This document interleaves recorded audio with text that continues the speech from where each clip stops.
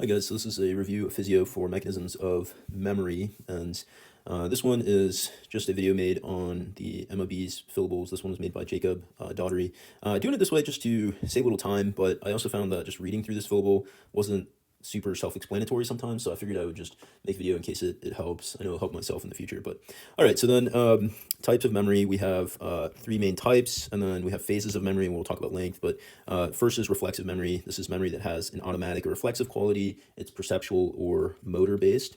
Then we have declarative memory. This often depends on conscious recall. I can't spell. For acquisition and recall, so conscious reflection for recall, and then this will include your autobiographical memory events or actions that can be expressed in declarative statements. Okay, then you have working memory, which is memory for short-term use, and temporary use is the word we'd use here, and it's just remembering, for example, remembering instructions that somebody has verbally given. So reflexive memory, declarative memory, working memory.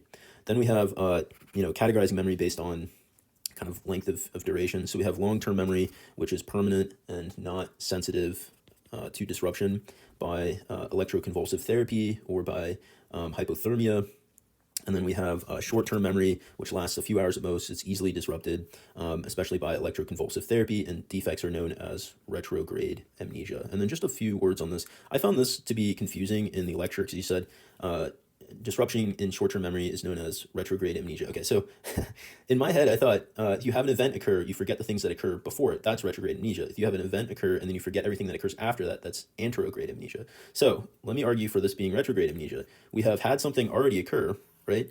Your short-term memory, you've tried to learn some fact, somebody conks you on the head, and then you've forgotten said fact, right? That would be forgetting something that happens before the event, getting conked on the head, and so that would be retrograde amnesia, right? Okay, and anterograde amnesia, we know, is forgetting something that happens after the event, right? So you get conked on the head, and now suddenly you can't remember things that happen after that. That would be anterograde amnesia.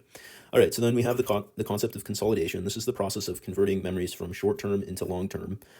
This is the inhibition. What we found is that the inhibition of protein synthesis or cyclic AMP dependent protein kinase, so inhibiting synthesis of protein or CMP dependent protein kinase can disrupt this conversion of short-term to long-term memory. And basically the idea is that it illustrates the involvement of CAMP in protein synthesis in memory consolidation. And that's something we're going to talk about in long-term potentiation in just a minute. So other than that, then we had basically looking at the effect of a lesion. So you may recall from our limbic system, specifically the hippocampus, that we have the hippocampus deep to the temporal lobe. And so if you have a temporal lobe lesion, then you're going to have long-term and short-term memory are intact, but consolidation does not occur. And so you're like, okay, but what? Remember, we had the hippocampus, and then it would send, there was a loop that we had where you would go to the mammillary bodies, and then eventually back to hippocampus or hippocampal region. But we have the hippocampus itself is critical for the creation of long-term memories, okay? And declarative memories in particular is what we're talking about here, right? Your autobiographical memories. So working memory, though, you would not refer to as this declarative autobiographical memory, right? So working memory is stored in the prefrontal cortex, in particular the dorsolateral prefrontal cortex. So here we have the frontal cortex, and then here is like the prefrontal cortex region, and then this is dorsolateral prefrontal cortex. All right, so then we have localization for different types of memories. Basically, we just said working memory, frontal cortex, but explicit memory is going to be all about the temporal lobe, right? That hippocampus. Implicit memory is a little bit different. We need to know about these two. So associative learning, classical operant conditioning, emotional responses are going to be associated with the amygdala, and then the cerebellum is going to store information for like movements, right? Think about your quote unquote muscle memory, the cerebellum. All right, and then we had a couple of quick clinical correlations here. We had schizophrenics may have subnormal functioning of our working memory. All right, so forgetting something somebody just told you. And then neurofibrillary tangles are a early degenerative change in Alzheimer's that starts early and most severely in the hippocampus, entorhinal cortex, and other temporal lobes.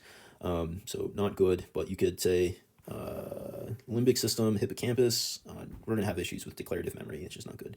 All right, so then what's going on? We talked a tiny bit about the conversion of short-term memory to long-term memory. So the model of long-term potentiation has really two phases, the early phase and the long-term, or like the late phase. And so really this is all about building up the synapses. All right, and so we have the synaptic theory of learning. Neuronal changes for learning are because of changes in synaptic efficiency.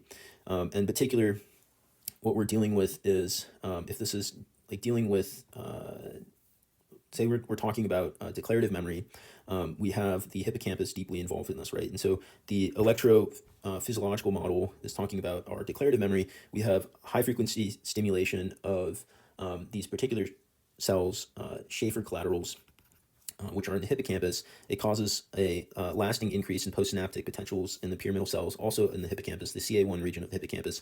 But this is just like a model that has been based on stimulation of a region of the hippocampus. And we know hippocampus is deeply involved in the formation of declarative memories, right? So that's a great place to study and look at the like synapses, right? And the idea is that overall, memory consolidation is about strengthening synapses, right? So how is that done? So what they found was you have glutamate released by these Schaefer collaterals, and it acts on two different receptors. You have NMDA receptors, and then you have AMPA receptors. And calcium has to go through the NMDA receptors for long-term potentiation to occur. Unfortunately, we have magnesium blocks NMDA receptors at resting potential. So these postsynaptic dendrites must first be depolarized for the NMDA receptors to allow calcium to go through them, because calcium through the NMDA receptors is needed for long-term potentiation to occur. Okay, so let's just say once we have the NMDA receptors activated, you're going to have calcium go through them. Once calcium goes through these NMDA receptors, then you get calcium calmodulin regulated kinase activated, because there's calcium in the postsynaptic cell, and that calcium calmodulin regulated kinase is going to cause long-term potentiation to occur.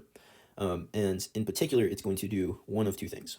First, it's going to cause the insertion of more of the AMPA receptors into the cell membrane. This will make it easier for the postsynaptic cell to depolarize when glutamate is released into the synapse, right? So therefore it's strengthening the synapse. The second thing it's doing is it is increasing the expression of nitric oxide, and the thought is that nitric oxide will go into the presynaptic cell and enhance neurotransmitter release, okay?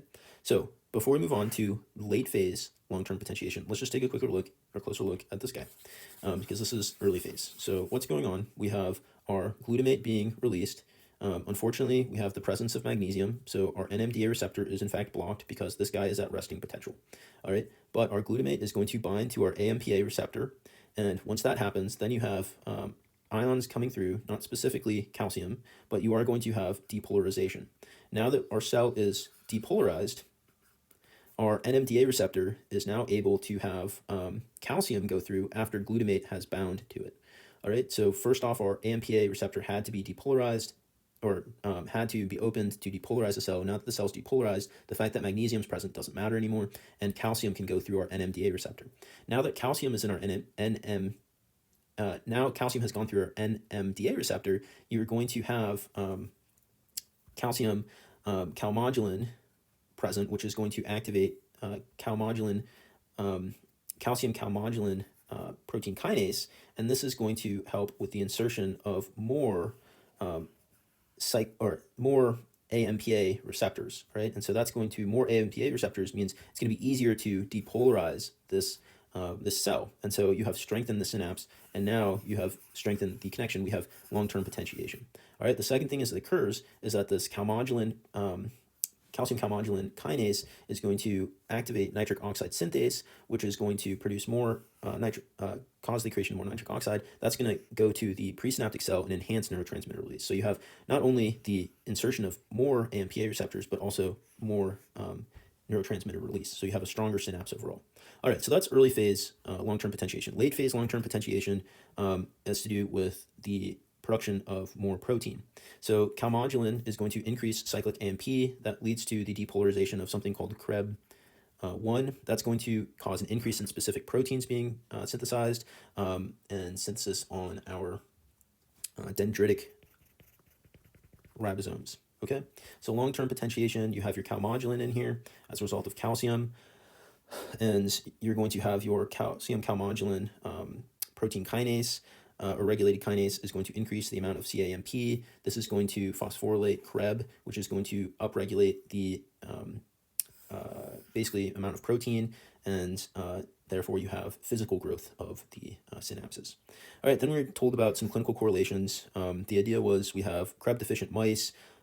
If you have, a knockout of this CREB thing, CREB transcription factor, then you're going to have a hard time with the protein synthesis, so you have impaired long-term memory.